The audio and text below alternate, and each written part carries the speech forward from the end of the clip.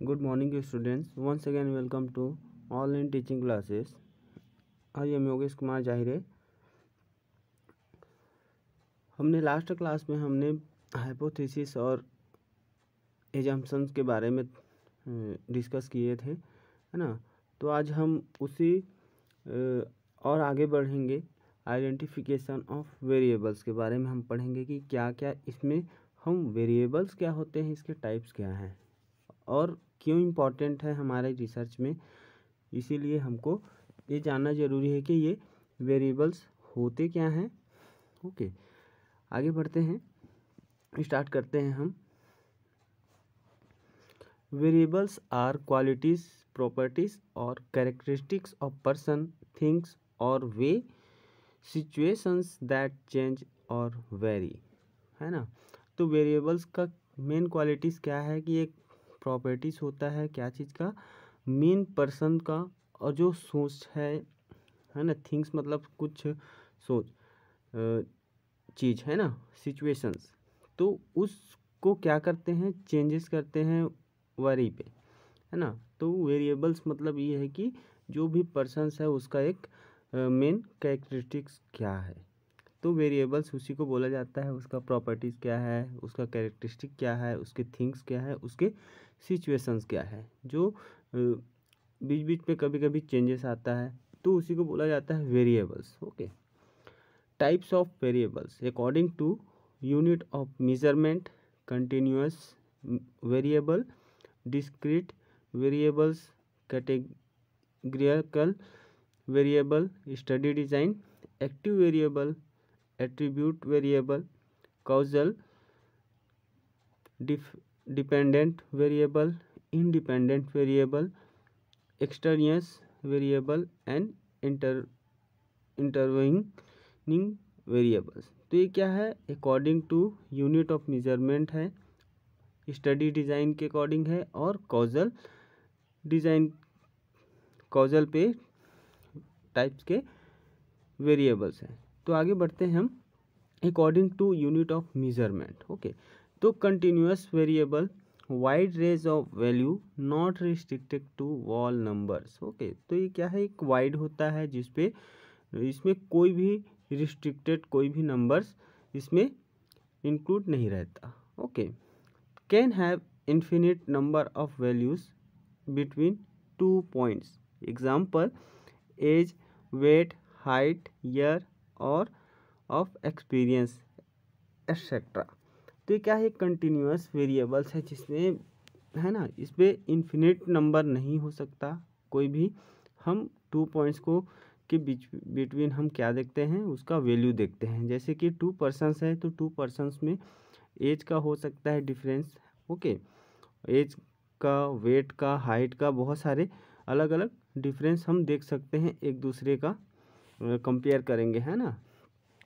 तो इसी को बोला जाता है कंटिन्यूअस वेरिएबल्स.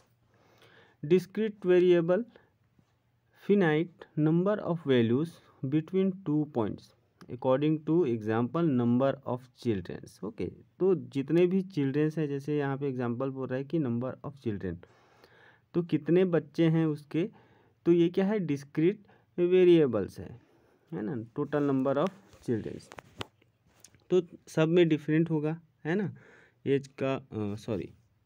तो ये क्या है, बहुत सारे हम क्या कर सकते हैं, उस पर हम डिपेंड कर सकते हैं.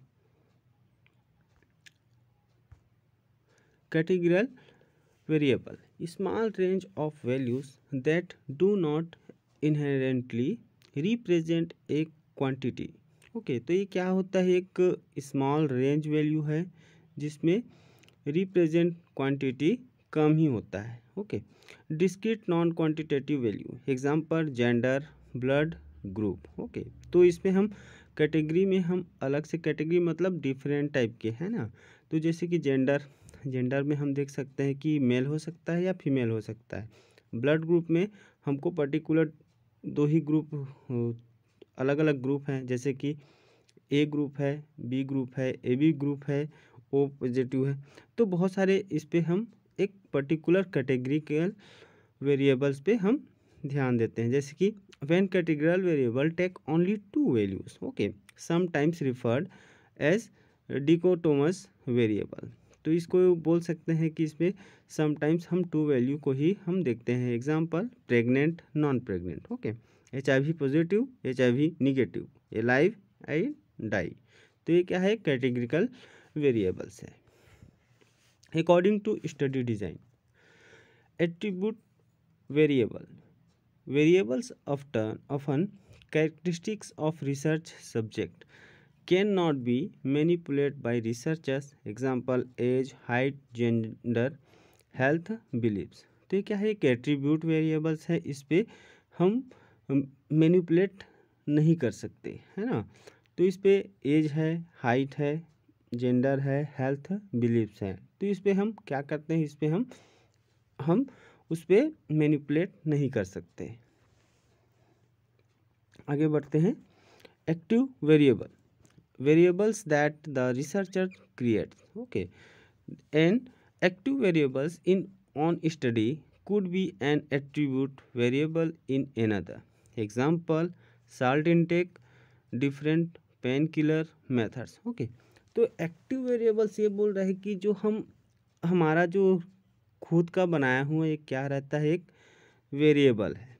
जैसे कि हम किसी चीज़ का दवाई दे रहे हैं, है ना, साल्ट इंटेक दे रहे हैं, पेन किलर दे रहे हैं किसी चीज़ को कम करने के लिए। तो ये क्या है, एक हम अपने तरफ से कुछ नया चीज़ करना चाह रहे हैं, तो उस पर हम एक्टिव करना चाह रहे हैं क्या चीज़ को, जो भी जैसे किसी का डिसीज़ है ना, तो उसको हम पेन किलर दे रहे हैं, मेथड है।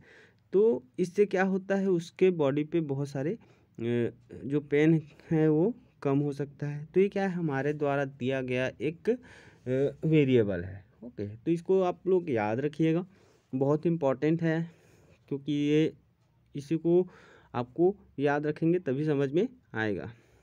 Okay, causal. आगे बढ़ते हैं। Independent and dependent variable, presume cause is the independent variable researcher can manipulate। Okay, तो इंडिपेंडेंट वेरिएबल्स भी क्या करते हैं, जो रिसर्चर है वो मैनिपुलेट कर सकता है। Presumes effect is the dependent variable researcher want to predict और एक्सप्लेन। इस पे क्या करता है कि जो रिसर्चर है डिपेंडेंट वेरिएबल पे क्या इफेक्ट हो रहा है उसको क्या कर सकता है, प्रिडिक्ट करता है और एक्सप्लेन कर सकता है एक रिसर्चर। For dependent variable is presumes to depend on independent variables. For example smoking, independent variable cause lung cancer, dependent variable. तो यहाँ पे क्या दिखा रहा है कि स्मोकिंग जो है इंडिपेंडेंट वेरिएबल है और लंग कैंसर क्या है, डिपेंडेंट वेरिएबल्स है। क्योंकि स्मोकिंग करने से क्या हो सकता है, लंग कैंसर हो सकता है ना, क्योंकि इंडिपेंडेंट है ना, इसी को हमको याद रखना है। And dependent variables is one study में be independent variables in another study. तो यहाँ पे example lung cancer independent variable leads to suicidal tendency dependent variable. तो दोनों में फ़र्क है ना, कि जैसे कि स्मोक कर रहे हैं तो उसका लंग कैंसर हो सकता है। देन लंग कैंसर, यहाँ पे एक और एग्जांपल है जिसमें लंग कैंसर अलग है और सुसाइडल टेंडेंसी अलग होता है। क्यों, क्योंकि लंग कैंसर वो हमको नहीं पता कि कैसे हुआ है, लेकिन सुसाइडल टेंडेंसी जो है वो हमारे द्वारा किया गया एक प्रयास है। तो इसीलिए बोला जा रहा है कि लंग कैंसर क्या है, इंडिपेंडेंट है यहाँ पे, और सुसाइडल टेंडेंसी क्या है, डिपेंडेंट वेरिएबल। आगे बढ़ते हैं। Intervening and extraneous variable, intervening variables are linking variable between dependent and dependent variable. Okay, तो इसमें क्या होता है, एक लिंक होता है डिपेंडेंट और इंडिपेंडेंट वेरिएबल्स पे। Okay, extraneous variables that effects the relationship among independent, dependent and intervening variables. तो ये क्या है, तीनों पे एक्सटेनियस वेरिएबल्स डिपेंड करता है, अफेक्ट करता है रिलेशनशिप। हम देख सकते हैं इंडिपेंडेंट, डिपेंडेंट और इंटरविनिंग वेरिएबल्स पे। यहाँ पे देख सकते हैं, यहाँ पे फ्लो डायग्राम बना हुआ है कि कॉज इंडिपेंडेंट वेरिएबल्स, ओके, इसका लिंक क्या है, इंटरवीनिंग वेरिएबल्स। तो इफेक्ट क्या हो रहा है, यहाँ पे तीनों का इफेक्ट हो रहा है, वेरिएबल इफेक्ट पे रिलेशनशिप, हम एक्सटेनियस वेरिएबल्स तीनों पे कॉजेस इफेक्ट कर रहा है, ओके। देन स्टडी इंडिपेंडेंट, हम किस चीज़ पे स्टडी कर रहे हैं, इमोशनल स्ट्रेस है। देन एग्ज़ाम रिजल्ट, तो ये क्या है, तीनों का हम देख सकते हैं कि एज, सेक्स और रिलीजन तीनों पे क्या क्या इफ़ेक्ट हो सकता है। तो यहाँ पे एक फ्लो डायग्राम के अकॉर्डिंग बताया गया है, इसीलिए हम देख सकते हैं कि इसका एक्सटेनियस वेरिएबल्स क्या होता है, okay. Operational definitions of variables, each variables concept must be operationally defined, okay. तो जो भी वेरिएबल्स है उसको हम कंसेप्ट के अकॉर्डिंग क्या करना है, ऑपरेशनली हम डिफाइंड करते हैं, ओके। प्रोवाइड्स द थियोरेटिकल और conceptual meaning of variable under study, तो जो भी हम स्टडी कर रहे हैं उस पर थियोरेटिकल और कंसेप्चुअल हम ये क्या करते हैं, मीनिंग तैयार करते हैं, जिसपे एक वेरिएबल अंडर रहता है हमारे, ओके। जो भी स्टडी कर रहे हैं उसके अंडर में एक वेरिएबल्स होते हैं। डेफिनेशन में बी डिराइव्ड फ्रॉम कंसेप्चुअल और theoretical framework on which the study is based, okay. तो जो भी इसका परिभाषित किया गया है कि इस पे हम जो भी कंसेप्चुअल और थियोरेटिकल फ्रेमवर्क बनाते हैं वो हमारे स्टडी के बेस पे ही बनाया जाता है, okay. May be state in a form in which variables are expected to be studied in the present study, तो जो भी हम एक्सपेक्ट करते हैं कि हमारा जो वेरिएबल्स है उस स्टडी पे कितना प्रेजेंट पे क्या क्या उस पर चेंजेस आ रहा है, तो ये क्या है, हमारा वेरिएबल्स है, हमको याद रखना है। आगे बढ़ते हैं। एग्जाम्पल यहाँ पे देख सकते हैं, a quasi experimental study on the effect of ginger on morning sickness among pregnant women in selected cities Chhattisgarh, okay. तो वेरिएबल्स यहाँ पे क्या दिख रहा है, दो ठो दिख रहा है, जिंगर, मॉर्निंग सिकनेस, ओके। समझ में आया, तो आप लोग को समझ में आया होगा थोड़ा बहुत कि जिंगर क्या है, वेरिएबल्स है, और टू वेरिएबल्स है ना, मॉर्निंग सिकनेस। तो इसको ध्यान रखना है कि क्या क्या हमको इस पर वेरिएबल्स पता चल रहा है। देन जिंगर क्या है, ginger is the pungent aromatic rhizome of a tropical Asian herb used as a spice, okay. In the present study, ginger is defined as herbal substance which helps to reduce morning sickness among pregnant mother। तो ginger क्या है, बहुत ज़्यादा जो sickness रहता है उसको क्या कर सकता है, हर्बल के रूप में हम क्या करते हैं, सब्सटेंस यूज़ करते हैं, तो उस पर हमको अच्छा प्रॉफिट मिल सकता है, इसीलिए हम जिंगर का यूज़ कर रहे हैं, okay. Hypothesis, definition, formulation and, आगे बढ़ते हैं। हाइपोथेसिस, इसका डेफिनेशन क्या है, फॉर्मुलेशन एंड टाइप्स क्या होते हैं। ए hypothesis is a prediction about the relationship between to और मोर वेरिएबल्स। तो क्या है, हाइपोथेसिस में आप लोग को याद रखना है कि हम टू वेरिएबल्स है ना, उसका दोनों का रिलेशनशिप्स पे क्या हम प्रिडिक्ट करते हैं कि उसका रिजल्ट क्या होना चाहिए, है ना। दो वेरिएबल्स पे, दोनों पे क्या है, बिटवीन टू और मोर, बहुत सारे वेरिएबल्स हो सकता है, उसके बीच में हम क्या रिलेशनशिप है, यही चीज़ हम क्या करते हैं, प्रिडिक्ट करते हैं हाइपोथेसिस में, okay. Purpose important, provides bridge between theory and reality, okay. एक हमारा एक थ्योरी रहता है और रियलिटी रहता है, हम क्या करते हैं उस पर, दोनों पे हम कंपेयर करके देखते हैं कि दोनों में क्या डिफरेंस है। Specify the variables to be manipulated और मेजर्ड, ओके। तो जो भी स्पेसिफाइड, दो जो भी वेरिएबल्स है उसको हम क्या करते हैं, मैनिपुलेट करते हैं और मेजर्ड करते हैं, okay. Then next one is direct conduct of the study, जो भी हम स्टडी कर रहे हैं उसको डायरेक्ट कंडक्ट करते हैं। Serve as framework from drawing conclusion. तो जो भी हमारा फ्रेमवर्क है, फ्रेमवर्क मतलब जो भी डायग्राम है उस पर कंक्लूजन हम निकाल सकते हैं। Guides to the thinking process, provides understanding to the researchers about what the aspect from the result of the research study। Okay, तो क्या है ये जितने भी हम समझते हैं, है ना, रिसर्चर जो समझता है उसको क्या करता है, एस्पेक्ट एक्सेप्ट करता है और उस रिजल्ट को रिसर्च पे निकालता है।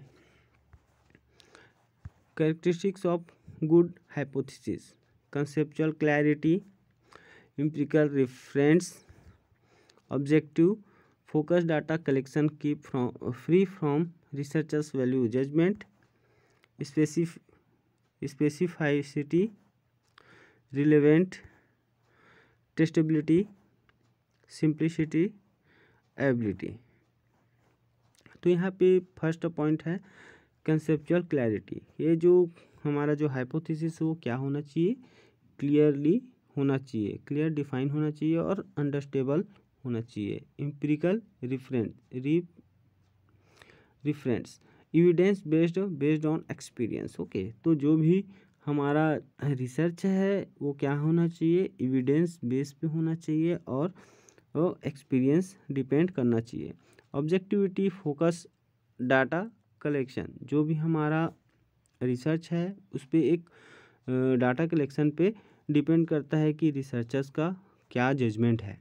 Specificity, okay, explain expected relations between variables. तो स्पेसिफिसिटी मतलब जो दो वेरिएबल्स है उसके बीच में क्या क्या रिलेशनशिप है उसको हम एक्सपेक्ट कर सकते हैं।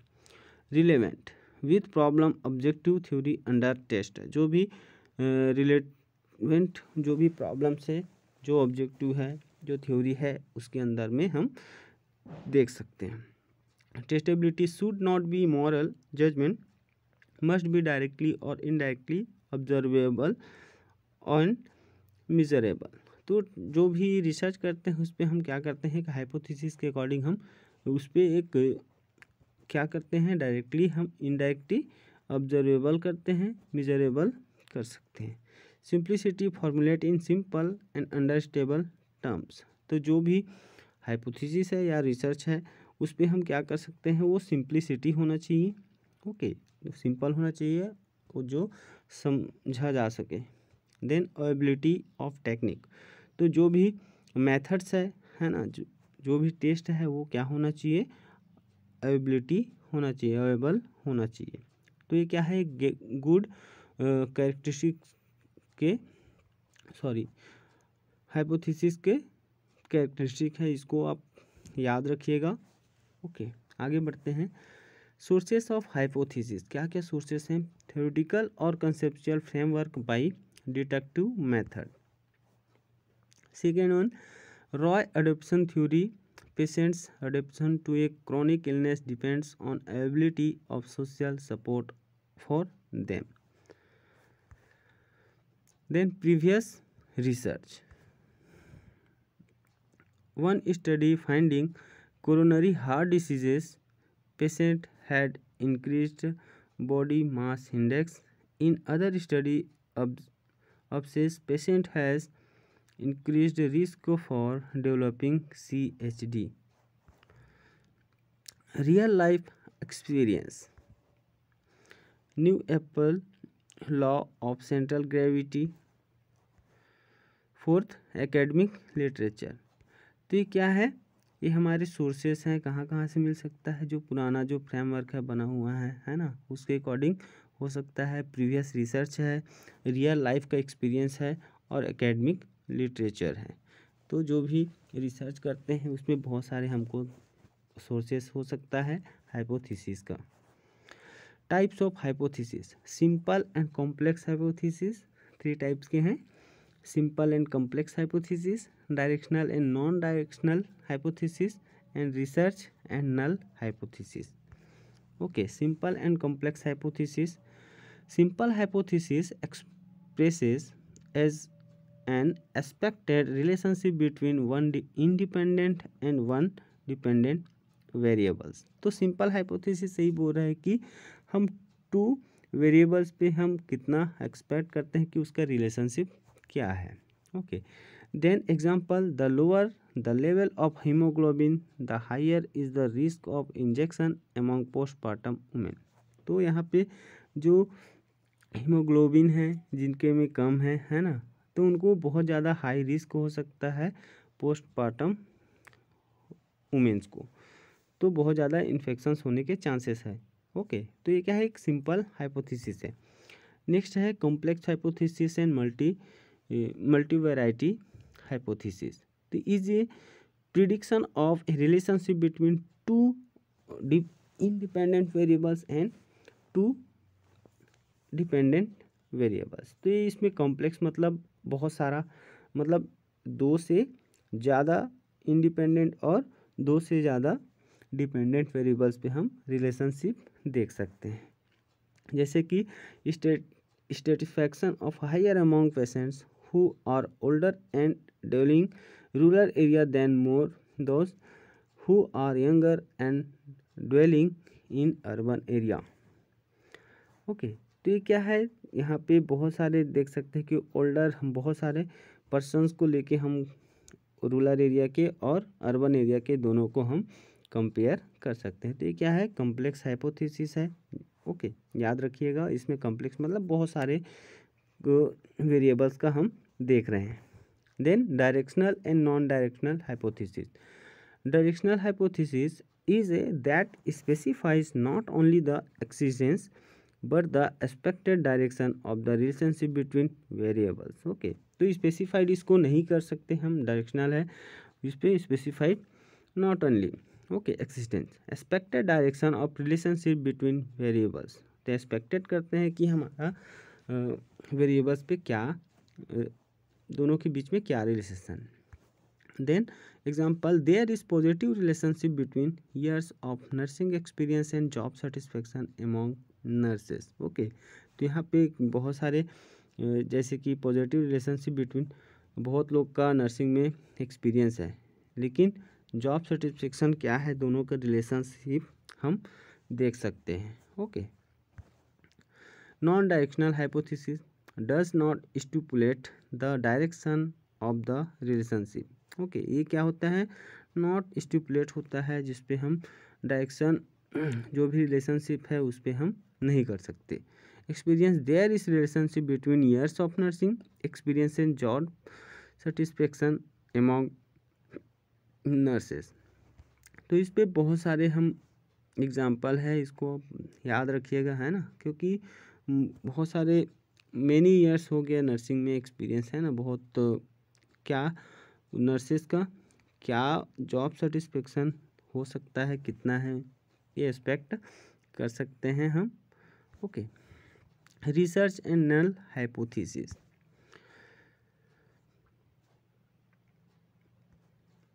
Research substantive declarative scientific hypothesis are a statement of expected relationship between variables.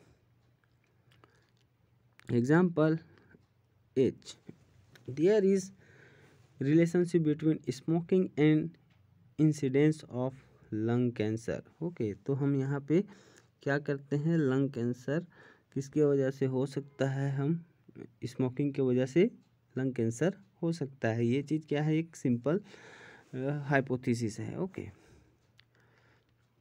Null statical hypothesis state that there is no relationship between the independent and dependent variables. Okay, तो यहाँ पे यही बोल रहा है कि जो भी इंडिपेंडेंट वेरिएबल्स है और डिपेंडेंट वेरिएबल्स हैं, तो दोनों में कोई रिलेशनशिप नहीं है, तो इसी को नल हाइपोथेसिस बोला जाता है।